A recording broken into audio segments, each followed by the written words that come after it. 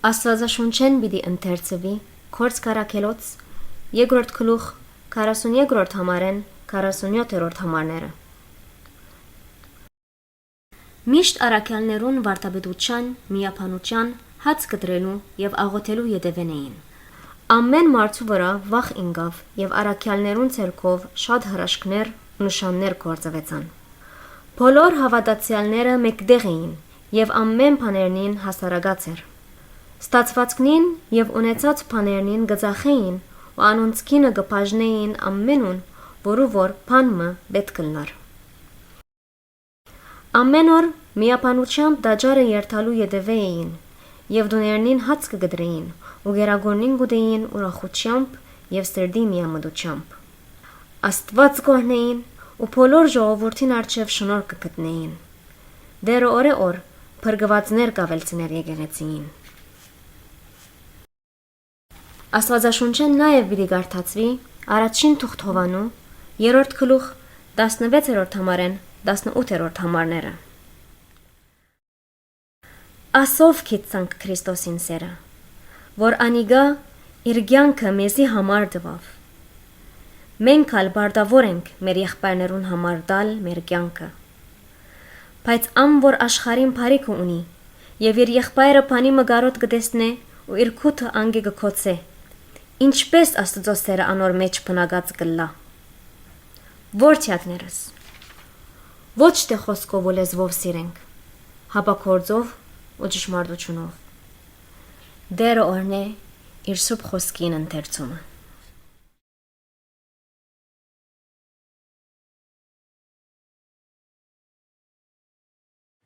Հիսուս Քրիստոսի սուրբ անունով ողջունում եմ բոլոր այսօրվա պատգամի դիտողներին եւ ունկնդիրներին։ Այսօրվա աստվածաշնչական հատվածը խոսում է առաջին դարվա եկեղեցու մասին։ Մենք լսեցինք առաջին քրիստոնյա համայնքի մասին, որ կազմվեց հարուցյալ Քրիստոսի հեղաշրջող զորությամբ եւ Սուրբ Հոգով։ Լսեցինք հավատացյալների մեկտեղ լինելու եւ միատեղ ապրելու ու հաղորդակցության մասին։ Իսկականից դժվար է լսենք այս համարները եւ չհիշենք մեր եկեղեցիները, մեր քրիստոնական հաղորդակցությունները, մեր տարբեր եկեղեցական միջոցառումները, մեր հավատացյալ քույր ու եղբայրներին ջերմորեն ընդունել ու նրանց հետ շփվելը, որոնցից դժբախտաբար ինչ որ անհայտ ժամանակով զրկվել ենք։ Այո, կանգ է առել մեզ ծանոթ եկեղեցական կյանքը։ Մի հայտնի նոր կտակարանի մասնագետ այսպես էր արտահայտվում, որ կարծես ամեն մեկս մի ժամանակավոր եւ պարտադրյալ մահվան ենք ենթարկվել, որը մեզ կրկին հիշեցնում է սուրբգրային իմաստով ողբալը եւ Տիրոջը անհամբեր սպասելը։ Իհարկե, որպես հարուցյալ Քրիստոսի եկեղեցին գիտենք, որ մեր Տերը կենթանի է եւ Աստված շարունակում է գործել մեր աշխարհի մեջ եւ վստահաբար նրանց սիրողների եւ ապավինողների համար չի կանգ առնում կյանքը եւ չի մարում վերջնական հույսը։ Ձեր քույր ու եղբայրներն Իրանի հայ ավետարանական եկեղեցիներում նաեւ միանում են ձեզ աղոթքի մեջ եւ խնդրում Աստվածանից իր որդու սուրբ անունով, որ ինչքան շուտ վերջ գտնի կորոնավիրուս համաճարակից առաջացած այս դժվար ու անհայտ պայմանները, մանավանդ ավելի դժվար կացության մեջ եղող երկրների եւ ժողովրդի համար։ Այսօրվա մեր սերտողության մեջ կաշխատենք հնարավորին չափ Գործ Կարաքելոց գրքի Բ գլխի 42-ից մինչև 47 համարները նաև տեսնել համաճարակի եւ ներկա պայմանների մարտահրավերների ենթատեքստի մեջ։ Թող մեր բերանի խոսքերը եւ սրտի խորհուրդները ընդունելի լինեն Տիրոջը այսօր եւ միշտ։ Ամեն։ Համարները, որ լսեցինք, առաջին դարվա եկեղեցին ներկայացնում են որպես առաքյալների վարդապետության հետևող, հաշտ ու համերաշխ, իրար կարիքների հանդեպ ուշադիր եւ սիրալիր համայնք։ Սակայն Գործ Կարաքելոց գրքի շարունակության մեջ տեսնում ենք, որ այս համախմբված եւ միասիրտ հավատացյալների համայնքը հալածանքի եւ այլ պատճառներով ցրվում է Եվ դժբախտաբար այդ համատեղ կյանքը, որի մեջ բոլորը մեկտեղ էին եւ ամեն բան հասարակած ունեին, այլևս չի շարունակվում անցյալի պես։ Սակայն բոլոր հետագա խնդիրներով հանդերձ հավատացյալները երբեք չեն մոռացության ենթարկում միմյանց հանդեպ սիրո պարտականությունը եւ պարտքը։ Գործկարաքելոց գրքի շարունակությամբ Պողոս առաքյալն հարուցյալ Քրիստոսի այցելությունը վայելելուց հետո Դամասկոսի ճանապարհին, երբ նվիրվում է ավետարանի ծառայության, շարունակ քաջալերում է հավատացյալներին, որպեսզի հոգատար լինեն միմյանց նկատմամբ եւ մանավանդ կարոտյալների հանդեպ։ Նման շեշտը տեսնում ենք նաև մյուս առաքյալների նամակների մեջ։ Օրինակ, Հակոբոսի եւ Հովանես առաքյալը շեշտում են, թե պետք է գործնական եւ անխտիր ծառայություն մատուցել բոլորին եւ ի մասնավորի հոգատար եւ զգայուն լինել կարոտյալների նկատմամբ։ Պողոս առաքյալն անձամբ միջոց է դառնում փոխադրելու եկեղեցու օգնությունները Երուսաղեմի չքավորած եկեղեցում, որ ապրում էր դժվար ու դժնդակ պայմաններում։ Վերջերս մի գրքում, որ օգտվելով տարբեր սուրբգրային եւ պատմական տվյալներից ներկայացրել է Պողոս առաքյալի կյանքը եւ ծառայությունը, կարդացի, որ Երուսաղեմի հավատացյալների չքավորելու պատճառներից մեկը սա էր, որ քրիստոնեության առաջին օրերում, երբ մեծ խանդավառություն եւ եռանդ էր տիրում, նրանք սպառել էին իրենց բոլոր ունեցվածքը, որպեսզի հայթայթեին մյուս քրիստոնյաների կարիքները։ Ինչպես քիչ առաջ լսեցինք, հավատացյալները իրենց ապրանքները եւ բոլոր բաները ծախում էին եւ բաշխում էին այն ամենին, ում ինչ որ պետք էր լինում։ Ահա, տարիներ անցնելուց հետո ժամանակն էր հասել, որ մյուս քրիստոնյա համայնքները հոգ տանեին այս նվիրված եկեղեցու կարիքների մասին։ Մյուս կետը այն, որ առաջին դարվա եկեղեցին տներում էր գումարվում եւ մինչեւ քանի ժամանակ քրիստոնյաները մասնակցում էին տաճարի պաշտամունքներին։ Հռոմի նախկին պապը մի քանի տարի առաջ բովանդակալից մի գիրք հրատարակեց Քրիստոսի կյանքի մասին,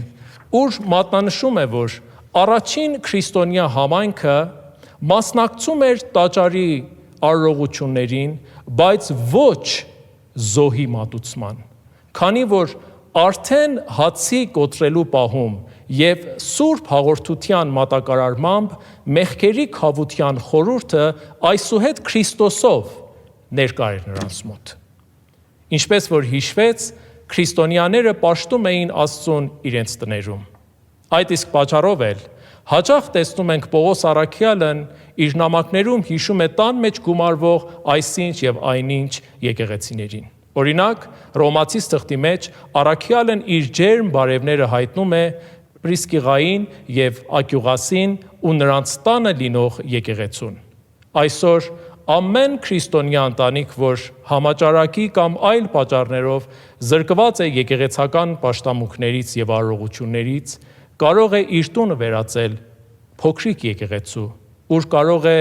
սերտել ու սովորել Աստվածաշունչը, աղոթել եւ հետևել տարբեր քարոզիչների պատգամներին, որոնք այս օրերում տեղադրվում են համացանցի մեջ։ Այսպիսով, ամեն քրիստոնյա ընտանիք կարող է իր տունը դարձնել մի փոքրիկ տաճար, մի ընտանեկան աղոթավայր, ուր կենթանի Աստված իր որդու մեջ եւ Սուրբ Հոգու միջոցով հայտնում է իրեն։ Համաճարակը մնա թե անհետանա, ամեն քրիստոնյա ընտանիք ընտանեկան պաշտամունքով եւ ինչքանով որ կարելի է տնից ծառայություններ կազմակերպելով կարող է դառնալ սիրո, հույսի եւ լույսի կենտրոն։ Այս օրերում անգամ փոքրիկ ծառայությունները մեծ ազդեցողություն են կարող ունենալ։ Մի կարճ աղոթք, մի քանի բառ քաջալերական եւ հույսի խոսք, հնարավորին չափ օգնություն կարիքի մեջ եղող ինչ որ ընտանիքին, հենց այն մի աման սառ ջուրն է, որ Քրիստոս հիշում է Մատթեոսի ավետարանի մեջ։ Նրանք հետևում էին առաքյալների վարդապետության կամ ուսուցման։ Առաքյալներից ինչ էր սովորել եկեղեցին։ Առաքյալներից ինչ էր սովորում եկեղեցին։ Առաքյալները վկայել էին եւ սովորեցրել էին Քրիստոսի մասին։ Քրիստոս կատարելապես Աստված եւ կատարելապես մարդ լինելով հավատացյալներին սովորեցրել էր նոր մարդ լինելու չափանիշը եւ ձևը։ Նոր կենցաղավարություն, նոր մարդկային հարաբերություններ, նոր արժեքներ, նոր բարոյականություն եւ նոր աշխարհայացք էր ծնունդ առել Սուրբ Հոգով եւ Քրիստոսին հետևելով այս նորափոխված համայնքի մեջ։ Քրիստոնյաները հետևելով խաչյալ եւ հարուցյալ վարդապետին սովորել էին Քրիստոսին նմանվելու նպատակով անձնուրաց կյանք ապրել եւ խոնարհաբար իրենց կյանքը նվիրել դրացին ծառայելու եւ օգնելու համար։ Զարմանալի կետն այն է, որ նույն հոգատար եւ նվիրված ծառայությունը շարունակվում է հետագա քրիստոնյա սերունդների մեջ։ Այնպես որ Հուլիանոս կայսրը 4-րդ դարում իր գրած նամակում կշտամբելով հեթանոս քահանային քրիստոնեության տարածում ու բարգավաճումը վերագրում է նրանց հոգատարությամբ, որ անվերապահորեն ցուցաբերում էին բոլորի հանդեպ եւ ոչ միայն իրենց հավատակից քույր եղբայրների նկատմամբ։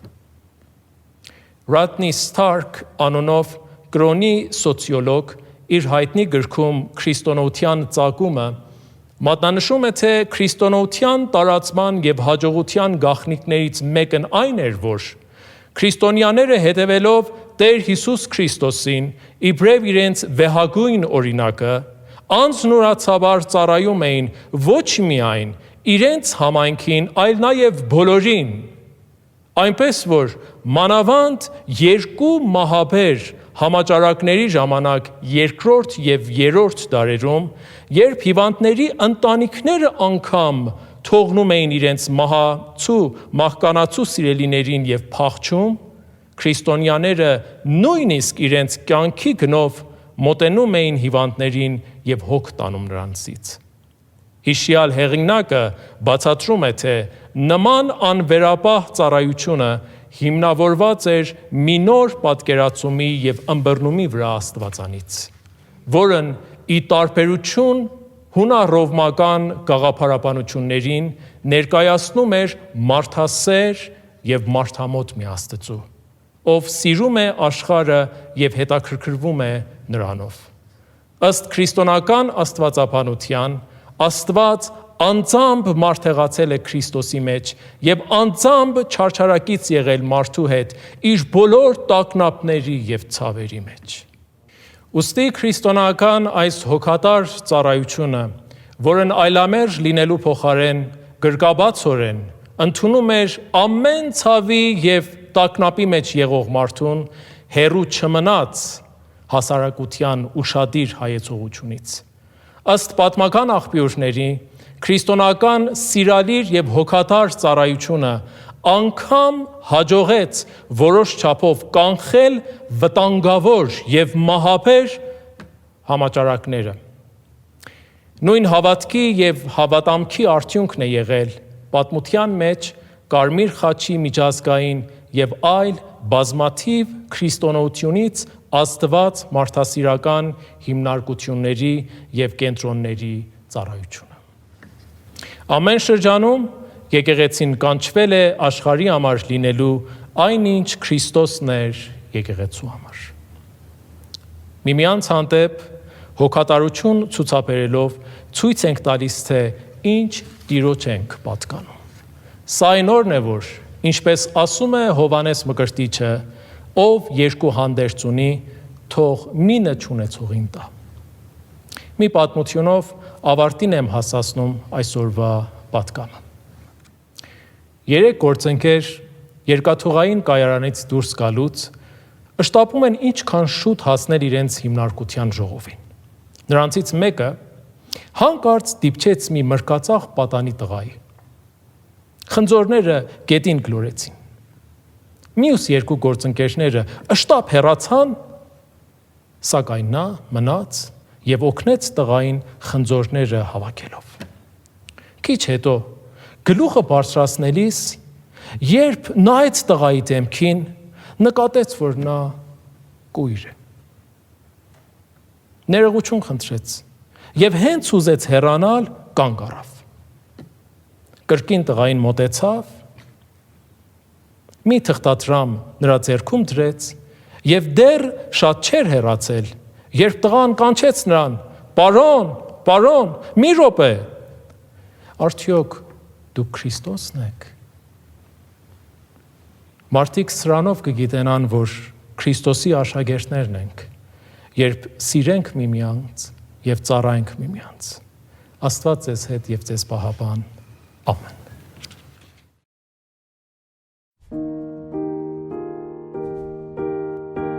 Աղոթենք։ Ով Հայր Աստված, օրհնյալ է քո անունը հավիտենից հավիտյան։ Շնորհակալ ենք, որ քո որդու մեր Տեր ու Փրկիչ Հիսուս Քրիստոսի միջոցով մեզ նոր կյանք ես շնորհել, նոր բնույթով, նոր չափանիշներով, նոր զգացմունքներով եւ նոր նպատակներով։ Շնորհակալ ենք Սուրբ Հոգու համար, որ մեզ մխիթարում է, մեզ առաջնորդում է դեպի ճշմարտություն եւ մեզ հաստատուն է պահում մեր քրիստոնական կյանքի եւ վկայության մեջ։ Ով երրորդության Սուրբ Աստված, քո ներկայության մեջ խոնարհված խոստովանում ենք, որ երբեմն մեր քույր ու եղբայրների հանդեպ անտարբեր ենք գտնվել։ Խոստովանում ենք, որ բարին գիտենալով հանդերձ անփույթ ենք գտնվել կարիքի եւ դժվարության մեջ եղողների նկատմամբ։ Օգնիր մեզ, որ քո հոգու զորությամբ եւ օգնությամբ անվերապահորեն ծառայենք մեր քույրերին ու եղբայրներին եւ քո պատկերով ստեղծված մարդկության։ Քո հավատացյալ զավակների հետ միացած հավատքով եւ աղերսանքով խնդրում ենք քեզ, ով Տեր, որ վերջ գտնի կորոնավիրուս համաճարակը եւ վերաբացվեն մեր եկեղեցիները, դպրոցները, աշխատանքները եւ աշխարհը վերադառնա բնականon վիճակին։ Այս բոլորը խնդրեցինք Հիսուս Քրիստոսի անվան արժանավորությամբ։ Եվ հիմա մեր Տեր Հիսուս Քրիստոսի շնորհքը, Հայր Աստծո սերը եւ Սուրբ Հոգու հաղորդակցությունը լինի մեր բոլորի հետ։ Ամեն։